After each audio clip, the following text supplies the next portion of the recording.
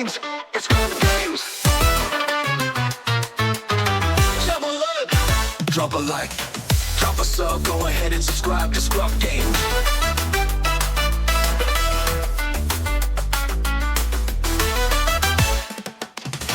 Drop a like, drop a sub, go ahead and subscribe to ScrubGames.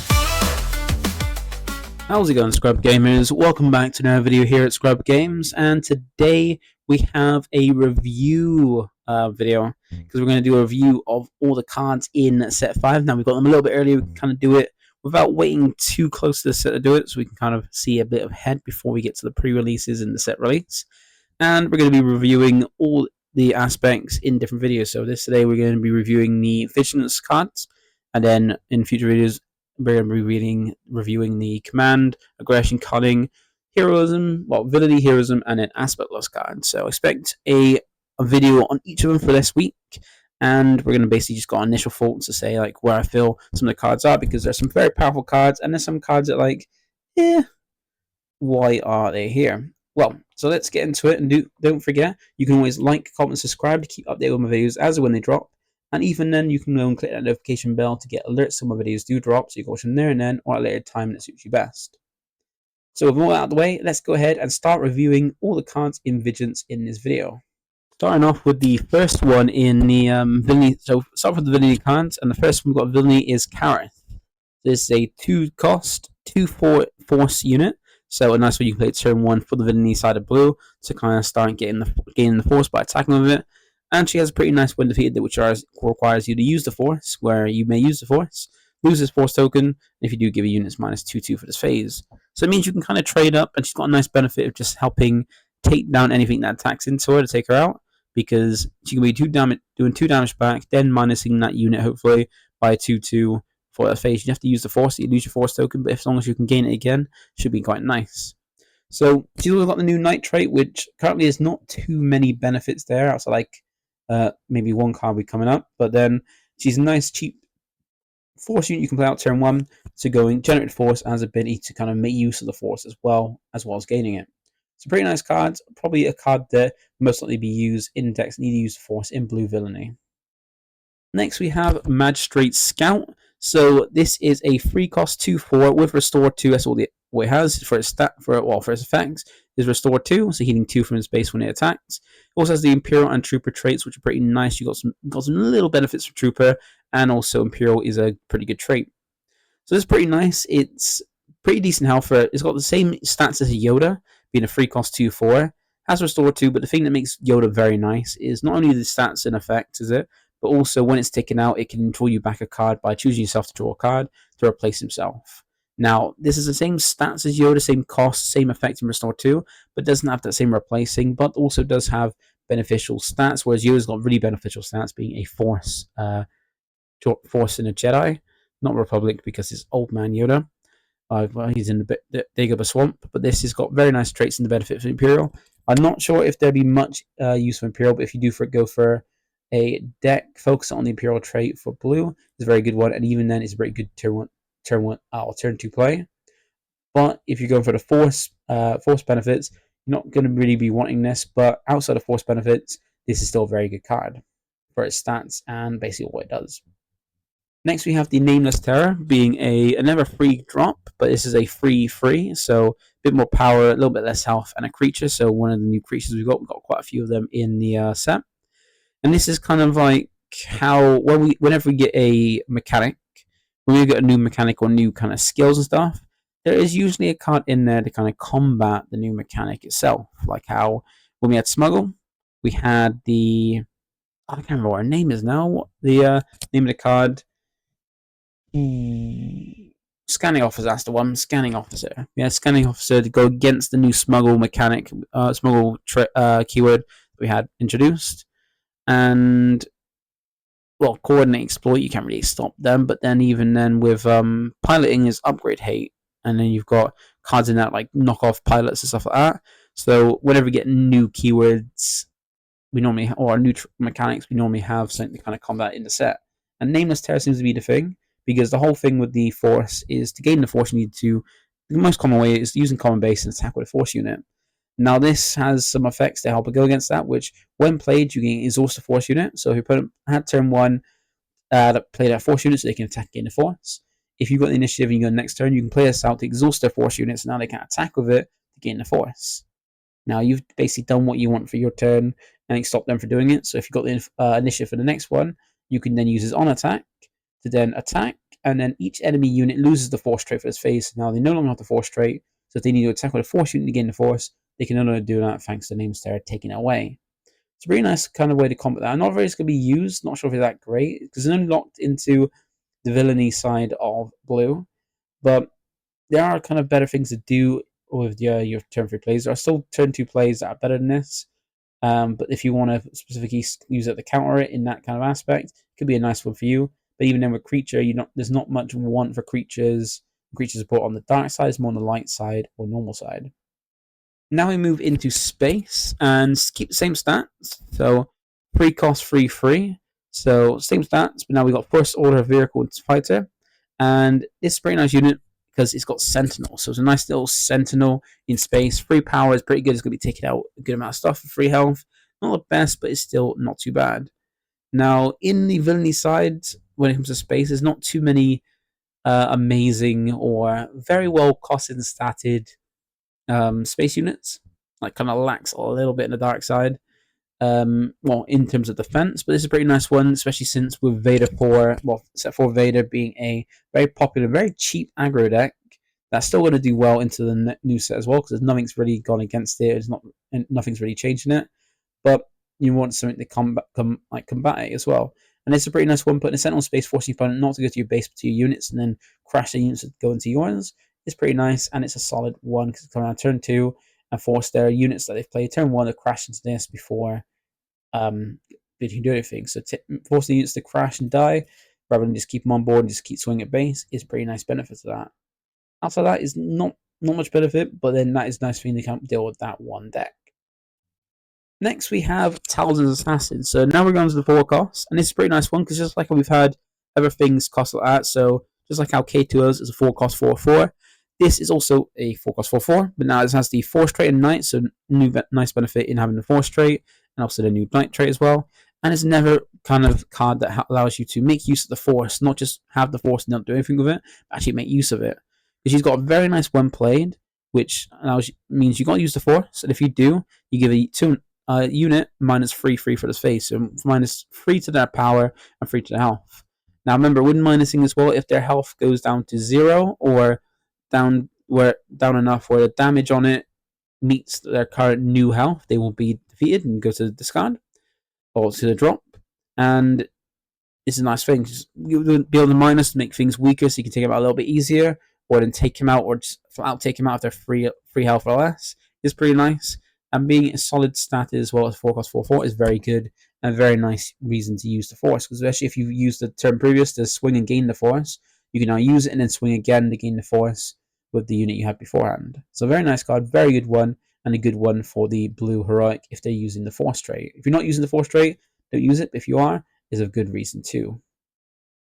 So then jumping up another cost then after the 5, now we have a card that is very good for its stats. 5 cost 6/6 in Old Daka, Oldest and Wisest. So we've already seen stats on this like with very different kind of cards. We've got Poe Dameron being an example, being a 5 cost 6/6, but it's not just his stats, it's also his effects that makes him very good. But also Anakin as well from the starter deck as well, from set 3, being a 5 cost 6/6 as well. So very good stats for its cheap cost. Well, it's good cost at 5, which is very solid. Also Force and Knight as well, very nice. And it's a way to, and this is where you kind of make use of some of those cards that do have the Knight trait. And usually those cards, most of the cards that have the Knight trait, especially what I've seen so far in blue, have effects that are when played or when defeated. And this has a way to re-trigger them, so not only can they be used again if they've already been used up, like say we saw just Talzin's Assassin, on play used up, you can make him use it again. Because this has a when played where you may defeat a friendly Knight unit not named Odaka, so not herself, not never copy named herself because she's unique. And then you may play that unit from your discard for free. So defeat the unit and replay it, which is good if you need to defeat something to trigger something. Or then if it's damaged, where it's going to be defeated anyway, you might as well take it out, bring it back it fresh, and trigger its abilities. Trigger it when defeated or when play, or both if you've got it. And this is very nice to re-trigger Talzin's Assassin, or even re-trigger or trigger Karis and bring her back in healthy, things like that. So very nice card, not maximum copy because she doesn't do anything else apart from recycling those, but still very good stats and pretty nice effects and reuse those effects. Next we jump off once again, and this time into Darth Vader, the first legendary we've seen now for the set. So this is a 6 cost 5/6 with the Force, Imperial, and Sith traits. A very good Force, Imperial, good benefit. Sith, a little bit more support for that, but not a massive amount to make it worthwhile as a trait. But he has very, very, very good skills. So the first one is when played, you give a shield token to a friendly unit and to an enemy unit. So that would be great to give it. It's not great to give your opponent shields because you don't want them to gain shields to protect themselves, but you do get to shield one of your own units. So you can shield himself or another unit you control. Now, the reason why that's really beneficial in giving your opponent a shield token because it's also got one attack. So the one attack is defeat an enemy unit that has a shield token on it. So essentially what you do is you set up a shield token on a unit you want to defeat and then attack with Darth Vader so you can then take it out instantly like an event, just take it out because it has a shield on it.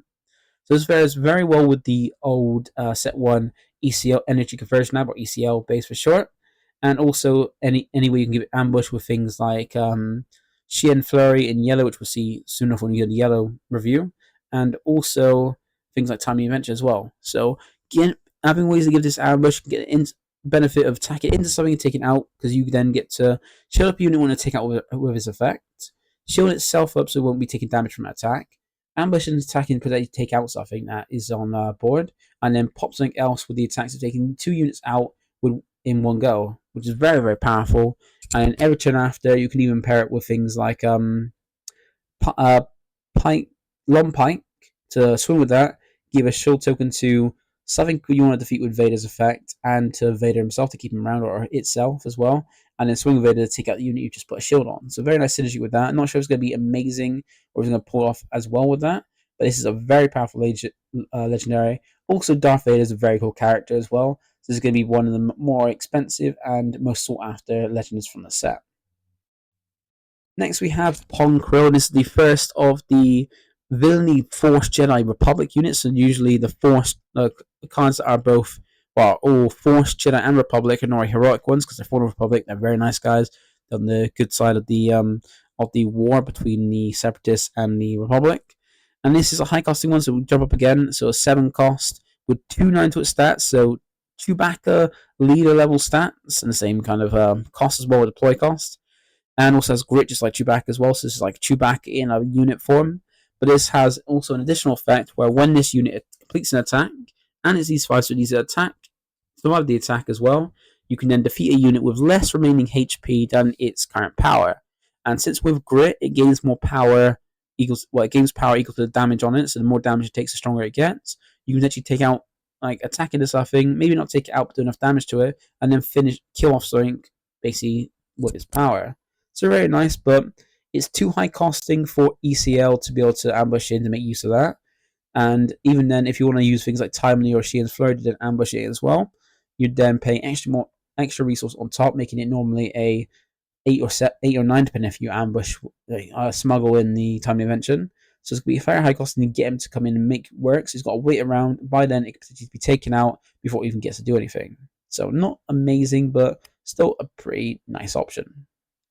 Then we once again jump up one more to Darth Sidious, so one from the starter deck. And this is an 8 cost, 6/8. So same cost as things like Snoke, but then same power, but then 2 more extra HP, so a bit more bulkier. Also has Force, Separatists, and Sith, so the Separatist side is more Separatist support, and also a Force unit as well, so more benefit of that. So you can kind of, if you want to go for a, what's it called? If you want to go for a, if you want to go blue with Dooku, you can then go ahead and have this as another option, bring it out as a 6 cost, 6/8, which is pretty good. Also has Restore 2, so it's healing 2 damage when it attacks. And has a when played where you got to make use of the Force and everything that requires the Force token, the new Force mechanic, to be fully useful. And if you do, defeat each other non-Sith unit with 3 or less remaining HP, and that counts both yours and your opponent's units. So all your opponents that have all units on the board, both yours and your opponents that have 3 or less remaining HP, get taken out thanks to this effect. So pretty nice, but not the best, but still a good option if you want to try it out as well. Next we have Kylo Ren's lightsabers, so one of the many lightsabers we've got, and this was Kylo Ren, I think the only one for the villainy side of blue. So it's a 2-cost upgrade. It gives an extra 1 free to the stats on the cards, extra 1 power and 3 health. You, like most lightsabers or all lightsabers, you can attach it to a non-vehicle unit, so it has to be a non-vehicle unit put on. And this one gets its effects. Well, it gets a benefit if it's a force unit. Because if the attached unit is a force unit, it gains the ability. This unit can't be exhausted by enemy card abilities. So it's kind of like anti-yellow or anti-cunning, meaning it can't be tapped down or exhausted to stop it from attacking or anything. So it's got that benefit of not being able to be technically stopped by exhausting it by effects. So only by your opponents. So if you use your own things, it's not going to prevent you from exhausting your own units. If you need to exhaust your own units for costs and effects, it just from your opponent's event. So it's pretty nice. Gives a good amount of health, only 1 extra power, which is not too bad, but still be able to have that extra ability to not be exhausted is pretty nice. And also, item, weapon, lightsaber gets some benefits if it needs. There's small benefits from those, and it can even be used like commission to kind of find it as well. Next, we go on to the events now for the Dark Side of Blue, and we got first one being the 2-cost Drain Essence. This is one of the ways outside of the bases to gain the Force, because this is a event that allows you to deal 2 damage to a unit, and then you gain the Force. So the Force is with you, you create your Force token. So we gain the Force and do damage, which is pretty nice, and pairs pretty well with the Darth Maul leader, because you can do 2 damage, gain the Force, and use the Force to deal the extra 1 damage to it, to potentially take it out if it has free health on it. So pretty nice event, not too bad, but a nice way to gain the Force if you don't want to use the Force bases. Next, we have the Always 2. So this is the next event, so we jump up from 2 to 4. So it's a nice event, and also a Never Legendary as well. So the second legendary we've seen in the Dark Side of Blue. And this one allows you to choose 2 friendly Sith units. They have to specifically be Sith units, so you have to focus on having the Sith trait on your units. And if you do, you give 2 shield tokens and 2 experience tokens to each chosen unit, and you defeat all your other friendly units. So you kill off everything you've got outside those 2 Sith units, but you get to buff up those units by giving a 2 experience, so giving an extra 2 to their stats, and 2 shield tokens that are even doubly protected from the next 2 damages they're going to take from anything that might do damage. So it's pretty cool, but we need to see how often it is you get 2 Sith units on. There's not too many Sith units on board, but it is very thematic, very flavorful. But I'm not sure how great it's going to be. Like, it doesn't seem to be the best of legendaries, but it could be alright. Depends on how many Sith you can get out, and if you can get 2. Even then, you have to you choose 2 friendly Sith units. If you only want 1, you still choose 1, I think. But yeah, paying 4 to give 2 shell tokens and 2 friendly tokens to experience to a unit, to a Sith unit, is still not too bad. But then you have to kill off all your other units that aren't Sith that you didn't choose, or all other units that you didn't choose with this. So interesting, but we'll see how it goes. And then for the last one for Villainy before we go over the Heroism, we have the Tragedy of Plagueis. So we saw this art in the reveal as like a hint from like the art stream. And this is a 5-cost event, and what it allows you to do is choose a friendly unit. And for this phase, it can't be defeated by having no remaining HP. So you basically choose a unit, choose a friendly unit, and give it Chirrut's ability of not being able to be defeated by having no remaining HP. So it means you can take it damage even more than its health. Like, you can have damage on it that way exceeds the health of the card, but it won't be defeated due to this effect. And not only that, but you also force an opponent to choose a unit they control and defeat that unit. So it's like a Power of the Dark Side combined with Chirrut's indestructible by damage effect, which is pretty cool. It's a high costing card at 5 though, but then it's Chirrut's deploy cost at 5. But it's just extra kind of removal, and also protecting your cards from damaging. So it's like help to go against aggression, where the only thing of removal is by damage, by keeping a card around and still get attack with it. So surviving and also removal as well. It's not too bad, but it doesn't seem like a great rare. But we'll see how effective it comes to be when this set actually is in play. So moving on to Heroism, we have the first one being Lothal. This is a 2-cost free creature that has Sentinel, and while that does seem amazing, downside of it is having great stats. Because remember, you've got things like Battlefield Marine that has the same cost, same stats, but is skillless in green. And the downside of this is having this plus skill Sentinel is that it can't attack. So you can come then have a turn 1 pretty beefy Sentinel that can defend your ground arena, but it can't attack. So you can, of course, shield up with Kanan. kind of maybe buff it with, well, buff it potentially, but it's not going to attack. So it just sit there, defend yourself, but it's not going to do much. So it could be nice and caning to give you a nice sentinel, but outside that, it's not particularly useful in any other deck. Next we have Yaddle, and Yaddle is a very good one. Just like how I had Karis have be a very good turn 1 force unit to play, so you can start generating force with its common bases. Yaddle has the same stats, a 2-cost 2/4, but in the heroic side, and also has the Force, Jedi, and Republic traits, so very nice beneficial ones. Not only that, but she does come down with Restore 1, so just like Yoda's got Restore 2, like be able to heal, Yaddle also heals as well, so whenever she attacks, she's healing 1 damage from your base.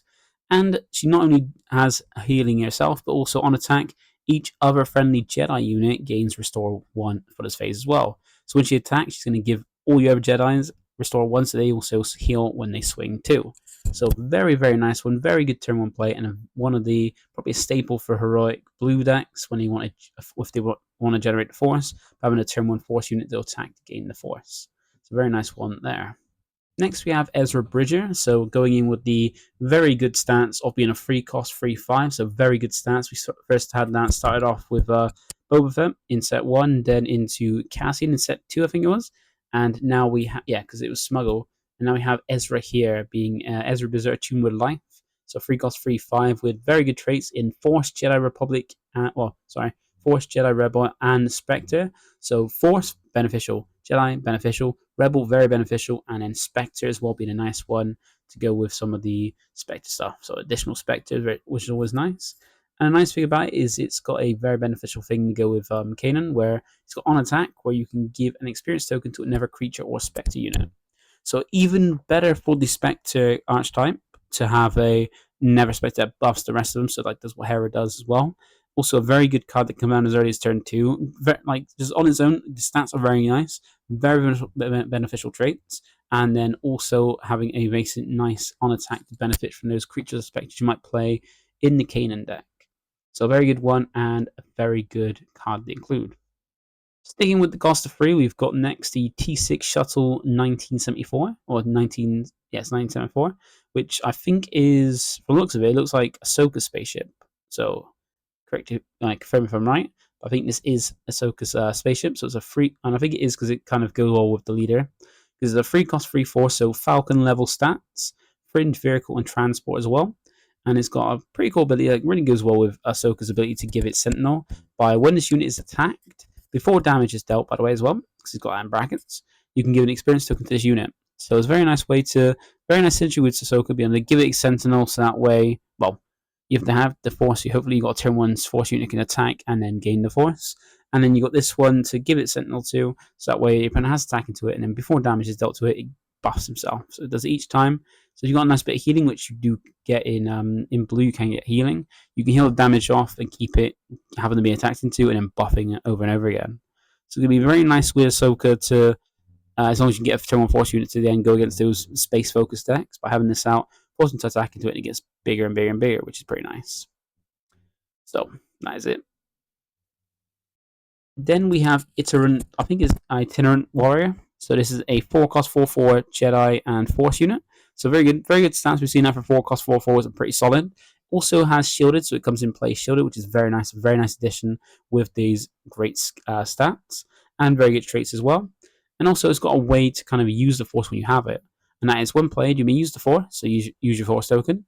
If you do, you heal 3 damage at base. So a nice bit of healing there, making use of the force, and then can then go ahead and attack the turn after to get the force back, which is really cool. Very solid, very good stats, and very nice addition to the heroic side of blue. Now moving up another cost, so we got 5-cost Jedi Guardian, a very nice 5/4/8, so very good health for its stats, very good power at 4, Force Jedi as well, and its only effect is while this unit is defending, it gets extra 2 power. So with this kind of unit, you can kind of make use of Ahsoka by turning it into a Sentinel, so they have to attack into it. And then when they do attack into it, it's going to hit back harder than if it normally swung itself, being a extra 2 power stronger. It's a very nice one, very solid stats. Not sure to see play really outside of, well, say Ahsoka, because one, it's got good stats for its cost. It doesn't really do much else other than defending, and it can be removed by other things like damage, kept that down, removed by events, or yeah.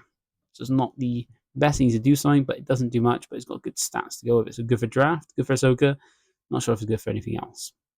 Next, we've got Plo Koon, so we're going to never cost higher.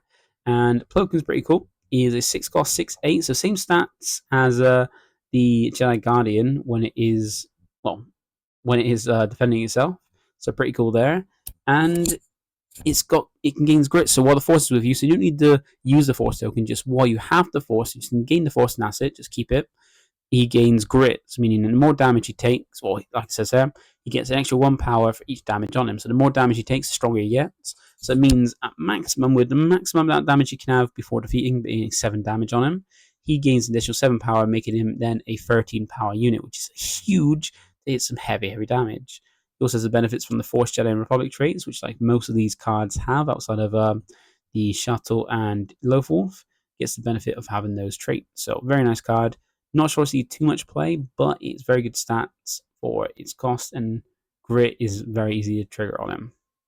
Then moving on to the upgrades, we've got a new one. I think we got 3 in this in the heroic side. We've got Jedi Holocron. There is a Holocron on both sides, a Jedi Holocron and a Sith Holocron in the set. And this is a 1 cost upgrade. It gives a 1/1 boost, so 1 power, 1 extra health to the unit. You can attach it to a Force unit, so I think it can. Yeah, you have to attach it to a Force unit because it's got that first a bit.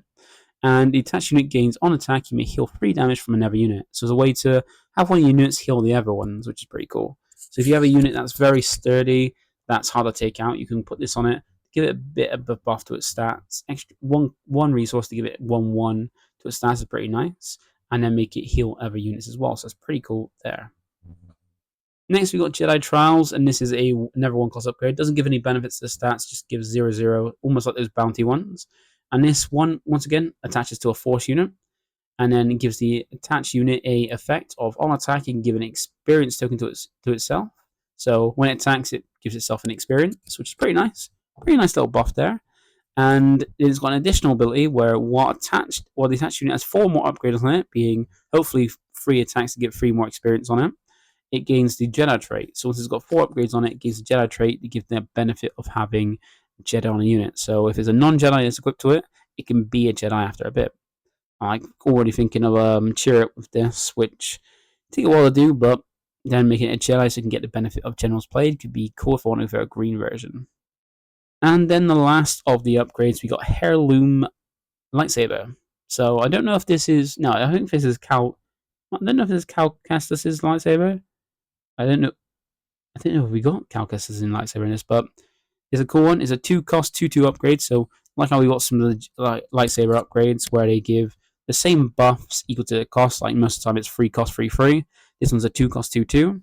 Attached to a non-vehicle unit like all the lightsaber. I think all the lightsabers, almost all the lightsabers.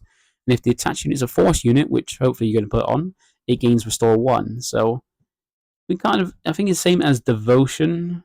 Yeah, I think it's similar to Devotion. A 2 cost upgrade, it gives Restore, but that gives Restore 2, but only buffs by 1/1. This kind of does reverse, where that one restores 2, but gives 1/1 to the stats. This one gives 2 to the stats, but only restores 1. So maybe a little better. At least there's one that rotated out. This becomes the replacement for the Devotion, but it's a very nice one as long as it's not a Force unit though. It's got to be a Force unit where Devotion is on any unit. And then we have the last of the heroic cards and the only heroic event in this set, which is interesting. We have Calm in the Storm, depicting the scene of when Qui-Gon's waiting for the barrier to go down, meditating to kind of power up his force so he can when he's about to fit before he faces Darth Maul. And this is a 2 cost event where you exhaust a friendly unit, and if you do exhaust a friendly unit, so you don't have to, but if you do, which you're mostly going to do if you're playing this, you give a shield token and 2 experience tokens to a unit. So resting a unit so it can gain a shield and 2 experience is pretty good for 2 resources. Not sure how great this will be because you're exhausting a unit, meaning you're not going to get use out of it, you're not going to attack, you're not going to get attacked to gain the force. And if it can be the shield can be popped easily by a little bit of damage, or it can be taken out in blue. I'm always thinking about blue being taken out by that because it's a popular aspect. But this seems like an interesting one, just not sure how great competitively it's going to be. So going into the double blue cards, we have the first one of 2 being Doom.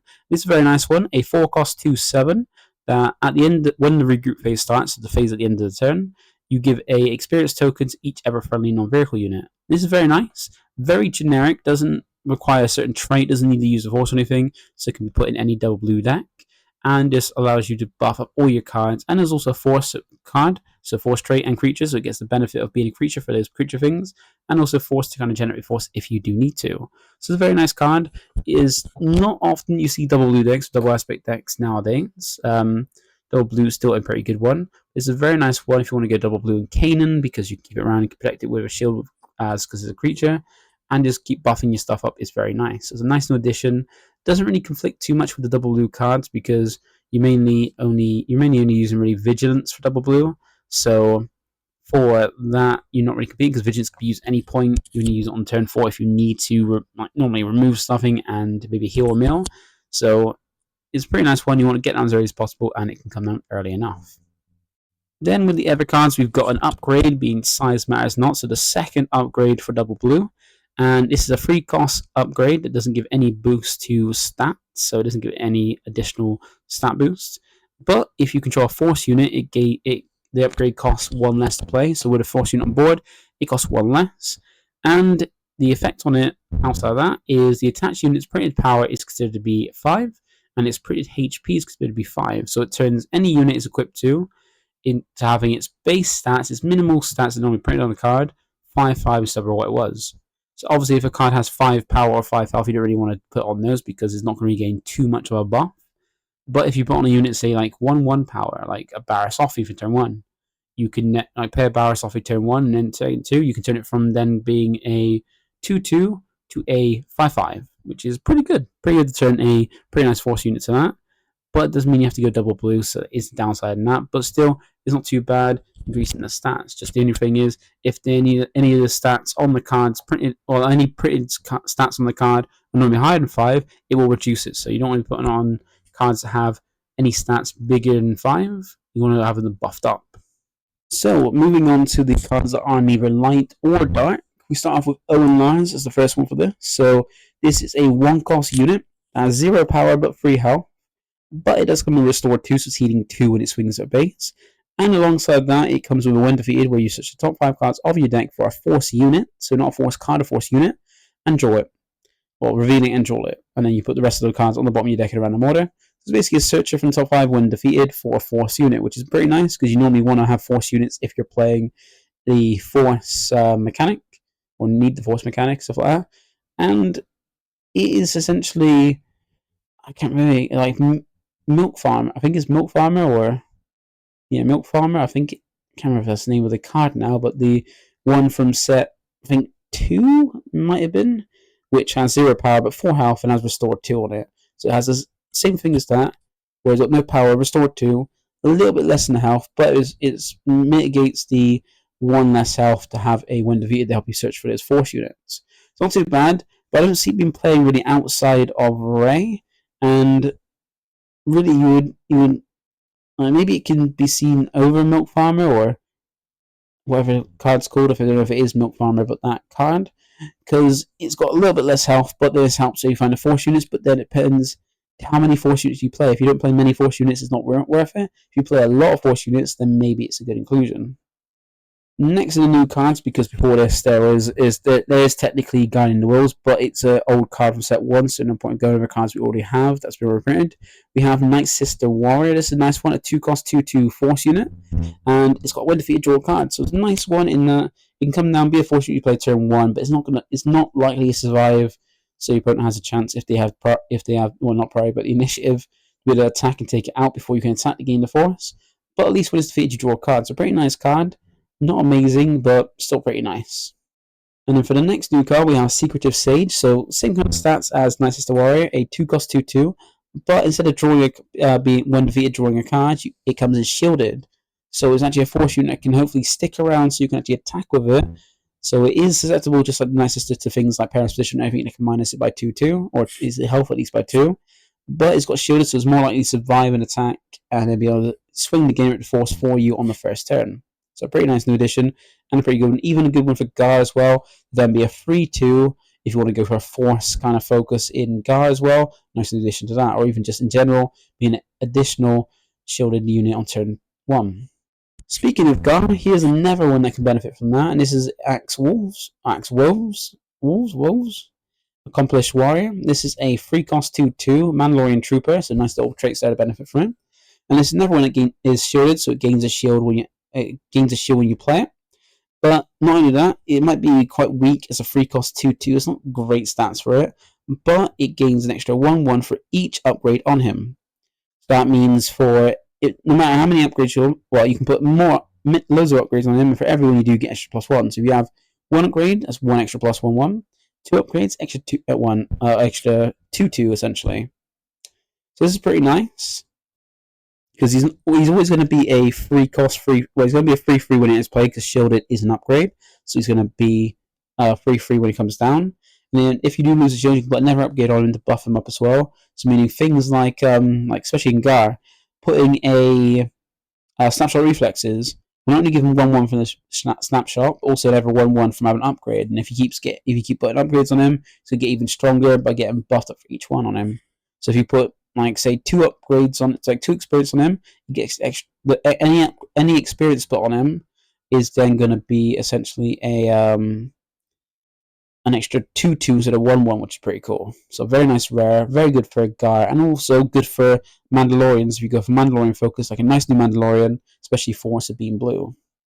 Next we have Ogdo Bogdo, and this is another free cost, a free cost 5/5, so a 5/5 without having to put the size matters not on him, and it's a creature as well. It does have a downside because it's very good stats for a cheap cost, that it can't attack unless it's damaged, but I've seen a fair bit of set to hand playing this in for a good turn 1 play to come in, play it in turn 1 thanks to hand's ability, and then be damaged for good attacks, so basically making it a 5/3. And it's got an effect where when this unit attacks and defeats the unit, it heals 2 damage from itself. So unfortunately, if it heals it up completely, it's going to be able to not attack anymore because it's not damaged. But if it heals enough that it's not going to die easily, but it's still damaged, it can still attack. It's very nice. So I've seen this as a nice buff for set 2 hand. And it'd be interesting to see how this is, because you have to put 1 damage on it. Even if you just put 1 damage on it, you can then attack. Not worry about attacking the units, defeating them, because it only heals it if it attacks and defeats the unit. But if you just leave it to attack your opponent's base constantly, it's not going to attack and heal itself up. So it's just going to keep swinging 5 damage until your opponent tries to get rid of it. Sticking with the free cost, we have next Tonton. So this is Tonton or Tonton, I'm not sure how they pronounce it. It's a free cost 3/3, pretty standard for the cost on cards creature. So a nice little when defeated where you can give a shield token to a damaged non-vehicle unit. So the unit has to be damaged and not a vehicle, so that's kind of restricted from what you can put on, but easy enough to do anyway. And is just nice when defeated. Very solid stats, not too bad for a unit. Not sure it's going to see competitive play, but a pretty nice one. Next we have Watto, so no money, no parts, no deal. All the way back from the another pretty interesting character from the first film. And he's pretty interesting because he's a free cost with only 1 power, not much power, but 6 health, so very, very bulky for a free cost. So a good turn 2 play. Fringe, he's not no beneficial stats, but he's got an on play, it gives your opponent a choice. So kind of like a choice what you can get. Both beneficial, just your opponent gets to choose them. So on attack, your opponent chooses either to give you an experience token on a friendly unit, or allows you to draw a card.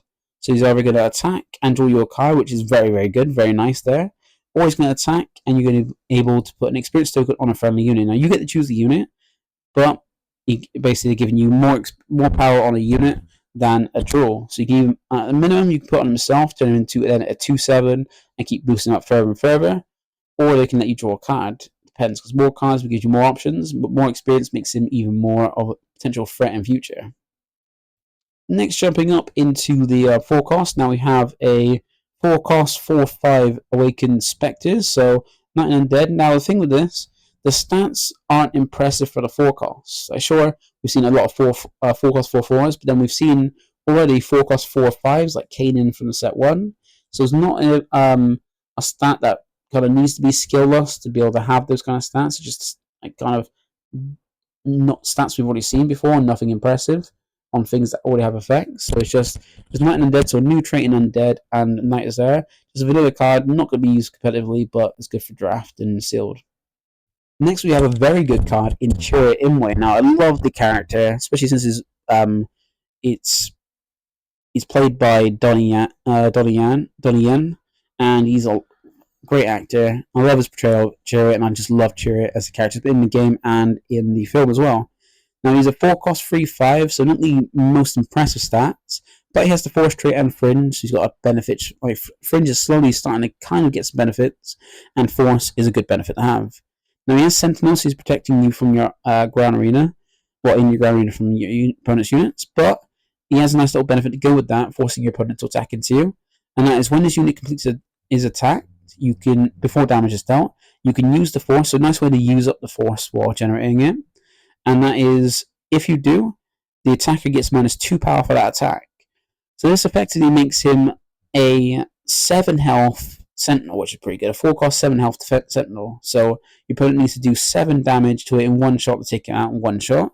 But otherwise, over time, as long as you keep generating Force, you can then make it every attack less. So the more attacks dealt in, the weaker it's going to become, the more he can withstand. But you have to one-shot him in a 7 attack, 7 powered attack, to take him out in one go. So this is pretty nice, especially since he's force himself, he can attack. So if the opponent attacks into it, you can use the effect, then you can attack, and then the Force is with you again as long as you've got a Force base to be able to gain the Force back and use it. So a very nice card, very good. It's uncommon, so it's got to be good, because a lot of uncommons are good in this game. Next we have Loof and Rel, and this is what I mean by the 4-cost 4/5 is nothing new, because just like how Awakened Spectres has it, we have Lufred here with it. Now, Awakened Spectres didn't have really any beneficial traits, but Lufred has a nice one in Rebel. Rebel's got a very good trait to have. Now, he's got a pretty interesting on attack effect, which is such a top 5 card of your deck for an item upgrade, reveal it and draw it, and put the rest on the bottom of your deck in a random order. So he's got a way to kind of look for item upgrades, upgrades, which are mainly lightsabers and stuff, but not just upgrades, there are blasters and weapons and stuff like that. But you can, if you've got a load of them in your deck, you can help find them. Now, this is one I want to try out and you can see how many item upgrades I want to put into like one-man army Chirrut, because I remember that was a idea back in set 3 to make Chirrut just play Chirrut, keep playing with just units, make him a Sentinel stuff to defend from the ground arena, and just make him this huge unit. It's just going to keep hitting harder and harder and harder every turn, and it's very hard to take out because he doesn't die from damage, and also you can make it with a Shadow Intentions to make it so he doesn't die from events, from effects either from your opponent. To make him very hard to take down, but almost impossible to kill, and just hitting hard and upgrading every turn, just hitting hard. This could be a nice new addition to help you find some of those upgrades to put on Chirrut, so it'll be nice for him. But outside of that, I don't see it being that great. It's just the stats are good for a beat stick, but you kind of want some beneficial, but it's not the most beneficial. So then moving up to the 5-cost, we have the first of our space units that are not vehicles. So we're finally getting some space units that aren't vehicles, and that is our Graceful Purrgils. So the Purrgils being the Space Whales. This is a 5-cost 2/7. These are like the Wookiees of space. They have a lot of health, but not too much attack, but they don't have things like grit. But what this does have is Sentinel, meaning your opponent has to go into it. And it's a very nice one, especially for a 5-cost. Having a lot of health at 7 and a Sentinel, and still hitting back with 2. It's still pretty good. It's like an update. It's like a bigger bodied, a little bit more costly Bright Hope, which is pretty cool. So pretty nice one there, and I do like this. Next, since we didn't have any legendary in the heroic side of blue or in the double blue cards, we now meet our first legendary in the third legendary overall, but our first legendary in the not like the just mono blue cards, and that's Anakin Skywalker, a very nice card. Another one, just like Vader, that's going to be a chaser legendary for the set, because it's a 6-cost upgrade. 6-cost unit. 5/7 stats, pretty solid. Solid stats traits as well in Force Jedi and Republic. And then we have the very strong effects. And that is the double win plays. It has 2 win plays. So the first time a unit's had 2 win plays. And the win plays are both, if there is a certain aspect card in your discard pile, you may give a unit -3/3 for this phase. So essentially it's like another version of the Luke Skywalker, but from set 1. Just costs 1 less, same health, 1 less power, more beneficial traits in Force Jedi and Republic, where everyone was Force Jedi and Rebel. And it's got a way to guarantee you're always getting the -6/6, but loses the Restore, whereas the Luke you always -3/3, but you can potentially, depending on, so you've lost something -6/6, whereas Anakin can potentially, given the right deck, be always guaranteed -6/6 on play, which is very good, very strong. And all you need to do is have a heroic unit in your discard pile for 1 -3/3, and a villainy unit, villainy card and heroic card to get -3 for each. So having both in your discard gives you a -6/6. So very nice card, very good card, and very well. Going to be one of the chaser legendaries from the set. Then we go on to the next one. So the next one up, another cost. We go into Grappling Guardian, another Purgle. 7 cost, 3 9. So going up by 2 resources in the cost, you get an extra 1 power and extra 2 health. But you also, instead of Sentinel, get a nice effect. Well, when played, you can defeat a space unit with 6 or less remaining HP. So 6 or less remaining HP is quite big. It's a good amount to take out. You can take out things even if they're not damaged, but you can damage them low enough to take them out with this. Very nice one. Doesn't protect your Space Arena, but is a nice extra removal for the Space Arena. It's a pretty nice one there. Next, staying in the same cost, we have Priestesses of the Force. So 7 cost, 6 9. So 6 8. Pretty nice stats for a 7 cost. Also, the Force trait was pretty good. It's just got 1 more health than the Luke Skywalker. And Force as well, so it can swing and get out your Force. But it's also got one plate that also uses the Force, because you can use your Force token. And if you do, you give a shield token to up to 5 different units. So it's not 5 other units, just 5 units. So any 5 units, doesn't matter what trait they are, what aspect they are, give up to 5 units, including itself, a shield. Now, this might not be amazing in competitive play, but in draft and sealed, this could be very good to protect all your units, make good use of the Force, very good stats, even shielding itself up is very, very good. Now, with the last unit in the set for blue, we have the Mythosaur, our other legendary in the normal side of blue. So in blue so far, overall, we have had a 4 legendaries, and there are no other legendaries left in blue now, so this is the last one. And we've got 2 in the dark side and 2 in the normal side of blue. So no heroic legendaries is set. And this is interesting, there's a new big creature. I remember they mentioned about getting two creatures, two 10/10 units in this set, but I think I misinterpreted, thinking it was going to be a reprint of Zillow Beast and Crate Dragon. But no, they're brand new creatures. We'll see the other one at some point. But this is the Mythosaur, a 9 cost 10/10 creature, a Mandalorian and creature, because it's the Mythosaur that is part of the crest for the Mandalorian. And I think, part of his crest before he gets his crest in the series. And one of the houses or crests for some Mandalorians. And it comes in as shielded, so also it's protected, but it's going to be hard to take down by damage. So taking it down by damage having it shielded is not going to be the most beneficial, because it's going to be hard to take out by, normally going to be taken out by events that can defeat it rather than by damage. And his effects are just friendly benefits. So what is on board, friendly upgraded units can't be exhausted or returned to hand by enemy card ability. So it's like an anti-yellow card, but a very high costing one to counter most things that yellow does. So they can still take control. They can still take control of it to have it as their own. They can have those abilities, but it's got like anti-yellow, and then it also a friendly unit against the Mandalorian trait. Now this bit is just more like further some text, because as I said, it's the crest of some of the Mandalorians, or one of the Mandalorian clans. And that's why he's got the benefit of having a friendly leader against Mandalorian trait. Now, the only thing about that is you can potentially then put a Darksaber on your leader, because it'd be Mandalorian and not have to worry about aspect. But to get this out for 9 and then do the Darksaber is quite a lot of cost to do that. So next we're on to the only upgrade in the normal blue, and that is Bolstered Endurance. Just a 1 cost upgrade that gives an extra 1 power and 3 health. So it's like an upgraded one of an upgrade. We've got, I think, Resilient back in set 1, which would cost 1 and gave 3 extra health to a unit. So didn't give any power, but 3 extra health. So this is like upgraded one in this, but upgraded in it gets extra 1 power compared to the Resilient, which doesn't give any power. But this can only go on a Force unit because it's attached to a Force unit. So the Force is a Force upgrade of Resilient, essentially. Now we go on to the events. There are 5 events in there, so 5 more cards to look through. And we got the first one being Cure Wounds, one of the legacy cards with some of the Legends art. And this is a 1 cost event that once again allows you to make use of the Force token by using the Force. If you do, you heal 6 damage from a unit. That's a good amount of heal, it's straight away. I remember I got my buddy Biscuit message me, like send me the card saying, "Here's a new upgrade for Ultra." And I agree, it's gonna be a nice one, and it's just a pretty nice card. But outside of that, I don't think it's gonna be most useful, but it is a chance to, if it could heal a unit, a unit and a base, that would be busted because it obviously costs more to healing a base as well. But the other heal damage from a unit is not the most amazing, not as useful. I haven't seen many. There's many cards that heal units that are played that help out, but it could be handy if you do use the force and want to try it out.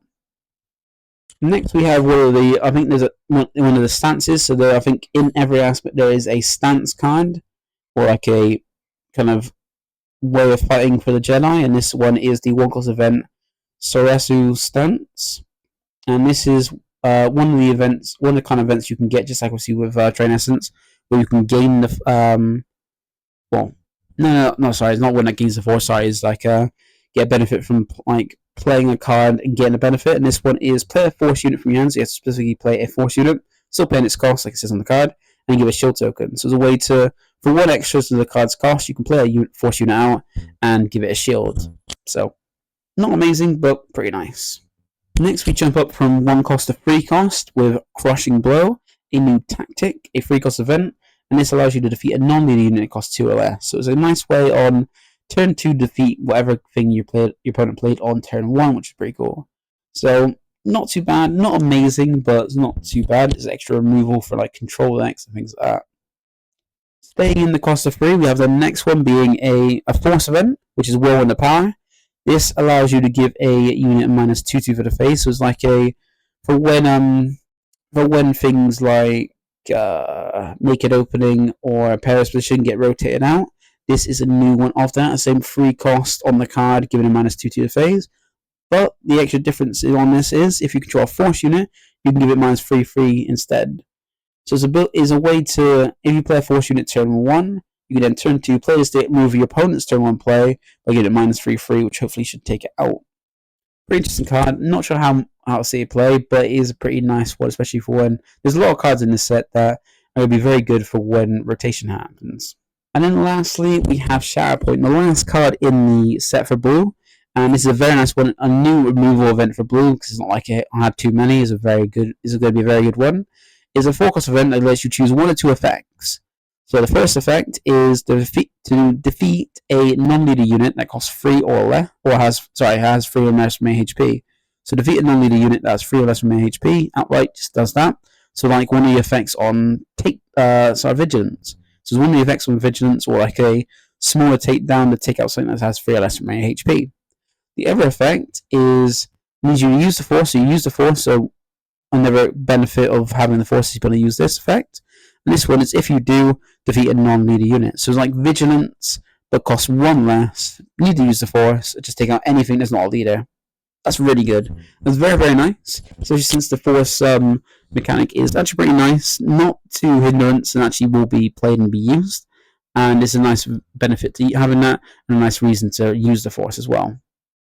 So that is it for this one. So that is it for this review. Go to the blue cards. Let me know what you think. Let me know if you have any views on anything. If you think I've gone wrong with some of the views on the cards, reviewing them, or if I've hit the nail on the head. Let me know. That'd be nice. But yeah, that set is covering blue. We're going to cover all the cards in the set in different videos. So we're going to cover all blue in this video, like we've done. We are going to cover the green ones next, so the command ones. Then we're going to go to aggression. Cunning, then we're going to do one for Villainy, one for Heroism, and then one for the Aspect Loss. So every day this week, you should have a video review for this set, going over the cards. So that's it for me. Thank you for watching. Feel free to like, comment, and subscribe, and I'll catch you in the next one. Bye for now.